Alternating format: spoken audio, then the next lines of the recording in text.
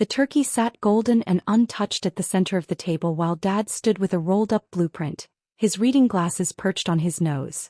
23 family members crowded into the dining room of the sprawling lakeside property, their wine glasses full, their expectations higher.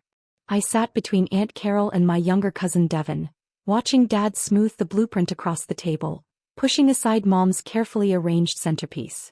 As you all know, Dad began, his voice warm with holiday cheer, this lake house has been the heart of our family for years. And now, I want to make sure it stays in the family forever by dividing the property among you all. My brother Jason leaned forward, his wife Michelle already smiling. They'd driven up from Atlanta with architectural magazines. Jason and Michelle, you'll have the entire west wing, master suite, the library and the lakefront deck access. Carol, you and Tom get the east wing with the morning sunroom. Dad pointed to different sections on the blueprint, red lines dividing the house like a pie chart. Linda, you'll have the guest house by the water. Mom and I will keep the main floor. Aunt Carol clapped her hands together. Oh, Robert. This is wonderful. I noticed my name hadn't been mentioned yet. I took a sip of sparkling cider and waited. This is so generous, Dad, Jason said, examining the blueprint. Michelle and I were just talking about needing a lake house for the kids. Michelle was already texting, probably her interior designer. We'll need to update the west wing completely. The furniture is so dated. Do whatever you want to your section, Dad encouraged. Each family makes their space their own. Where's Zoe's section? Devon asked, looking around the blueprint with confusion. The room went quiet. Mom cleared her throat delicately. Well, Zoe doesn't need a dedicated space. She's not married, no children. She can use the loft when she visits. The loft, I said mildly. The unheated storage space above the garage? It has potential, Mom said quickly. You're always talking about minimalism. You'd probably prefer something simple anyway. Jason laughed. Besides, so you're never here. You're always traveling for work or holed up in your apartment coding or whatever. This house needs people who'll actually use it. We use it every summer, Michelle added. The kids love it here. Your parents want grandchildren to enjoy this property. That's what family legacy means. Aunt Linda chimed in, her voice syrupy. You understand, don't you, Zoe? You're still establishing yourself. Once you settle down, maybe meet someone, then we can revisit. But right now, families with children should have priority. Establishing myself, I repeated. Interesting phrase.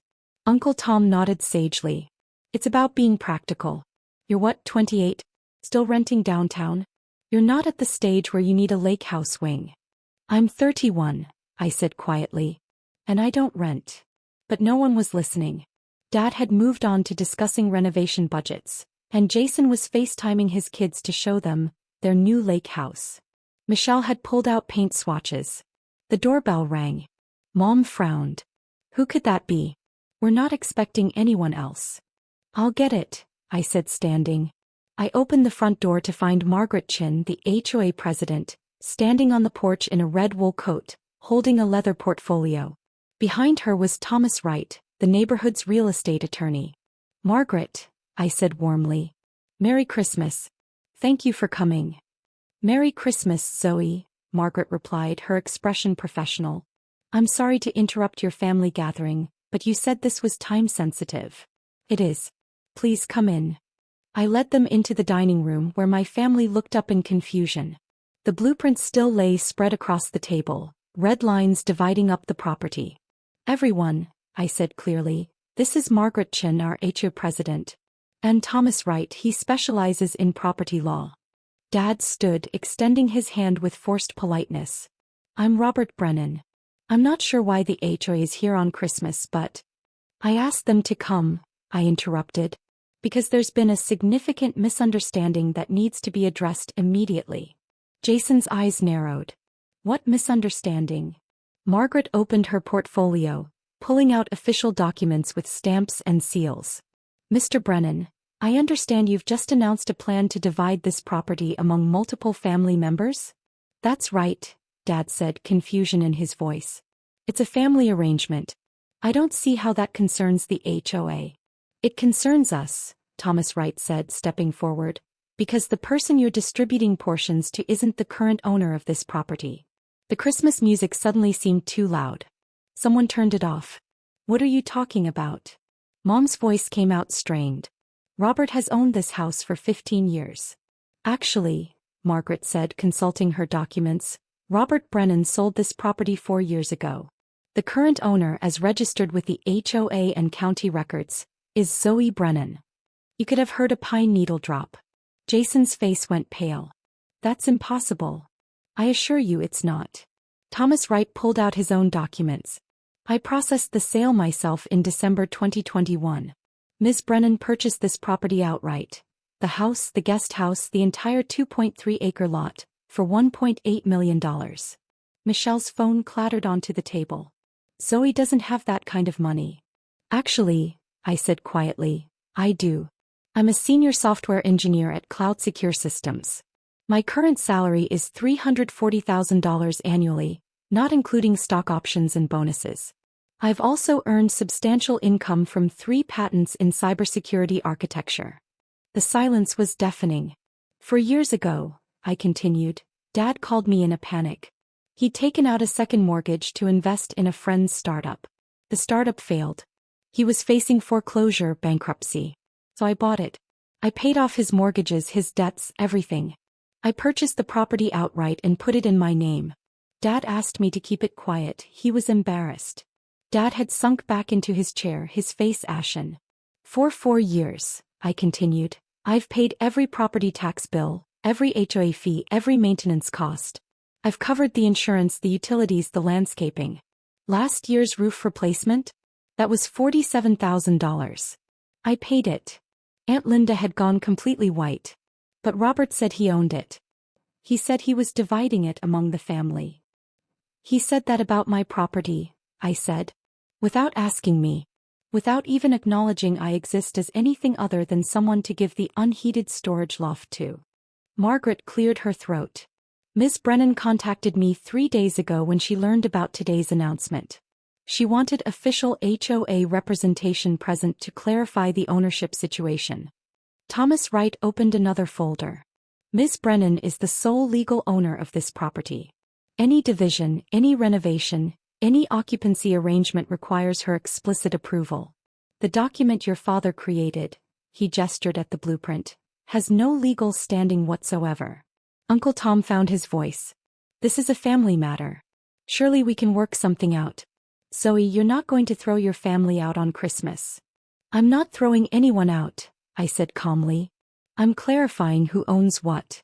Dad finally looked at me. Zoe, I didn't think. You didn't think at all, I said quietly.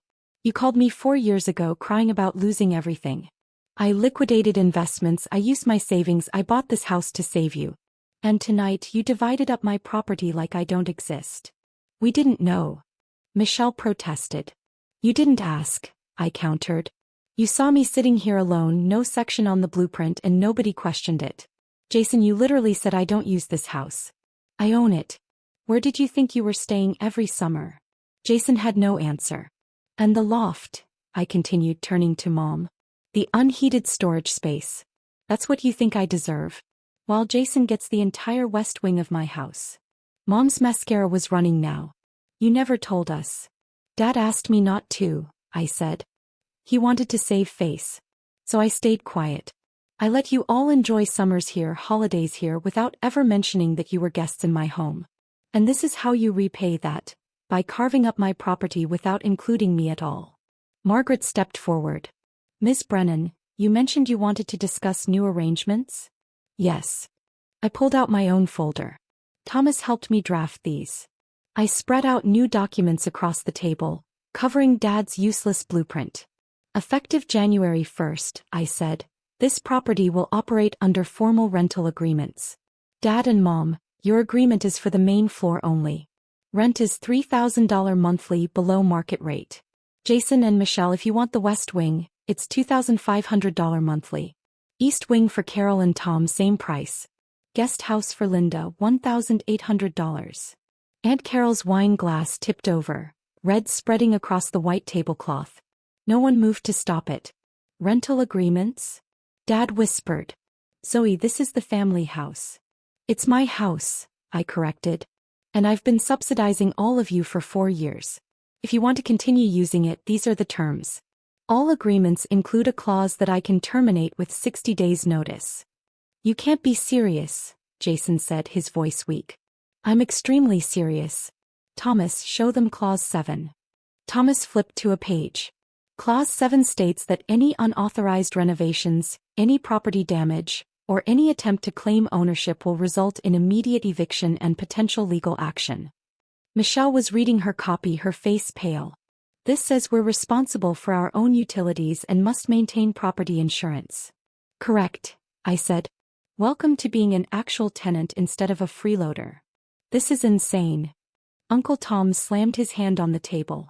You're charging your own family rent? A house that I bought, I said. With my money. To save Dad from bankruptcy.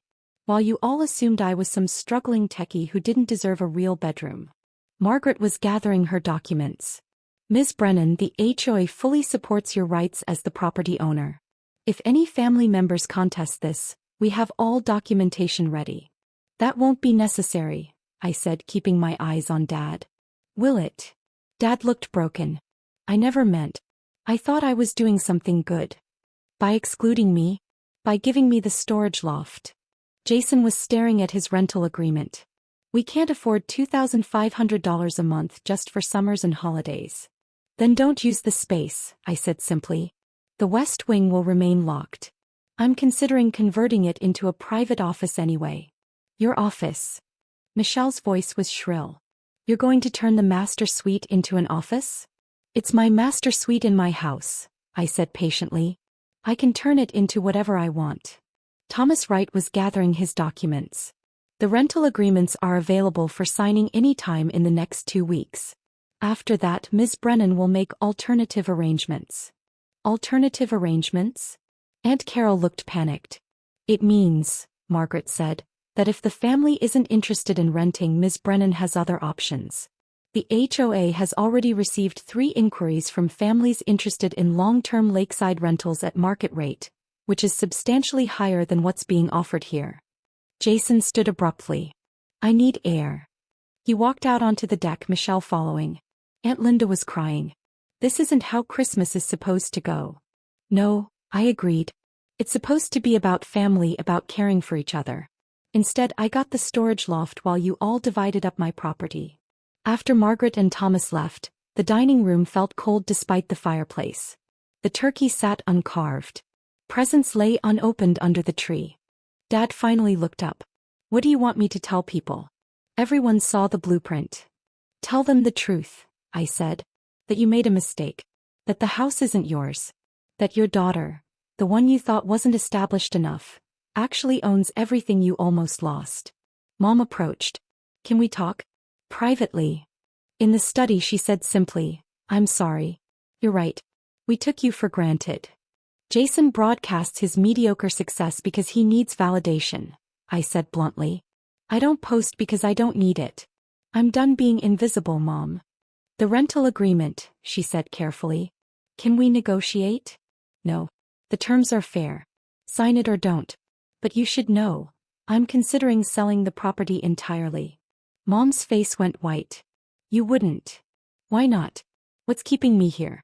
Certainly not the warm family bonds we demonstrated tonight. Through the window I could see Jason and Michelle arguing on the deck. Aunt Linda and Uncle Tom were gathering their things to leave early. The perfect Christmas shattered. But standing there in my study, in my house, with my truth finally spoken aloud, I felt something unexpected. Relief.